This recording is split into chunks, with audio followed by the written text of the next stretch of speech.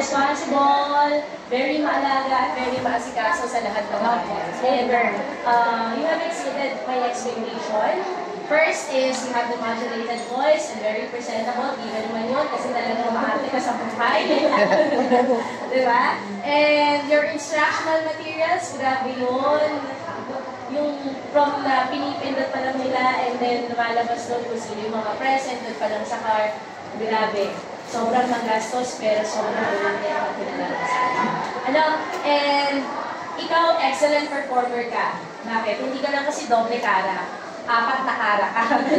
Naging HPG ka, naging PN ka, naging Ma'am Teresa, diba? Naging STO. So very great, very good ka doon.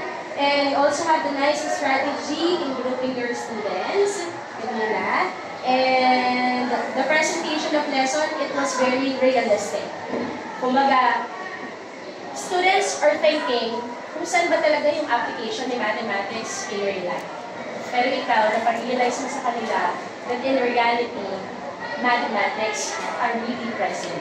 Okay, yun yung dating ng iyong presentation ng lesson. And I would like you to commend with your knowledge sa basic skills ng sa mathematics, yung simple subtraction property of equality sa lahat ng mga may process na yun.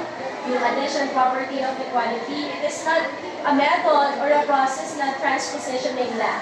Diba? It is, there's a property na kailangan i-apply doon. And that is, yun yung ginawa nyo. No? You discussed the basic skill na dapat tinatandaan ng bata. Hindi lang natin siya basta nililipat, but we apply subtraction property of equality. And also, yung rubrics and the grades were also presented to the class. Materials were removed before the evaluation, that's right. And your fact-sheet reflection, I think ikaw yung gumawa doon. Pero mas maganda sana or mas damdam siya kung medyo malakas ng konti yung sound ng video. And also, avoid saying too much okay. Parang naging mannerism mo ang pagsasabi ng okay. Parang nag-serve siya as your transitional words para makaproceed ka sa another facing ng lesson. Pero try to look for another transitional words aside from saying okay. Okay? And also, you should ask or explain to the students kung paano nakuha yung value ni sine 32 degrees. Diba? So, kinukompute nila yun sa calculator. But you have to expand it.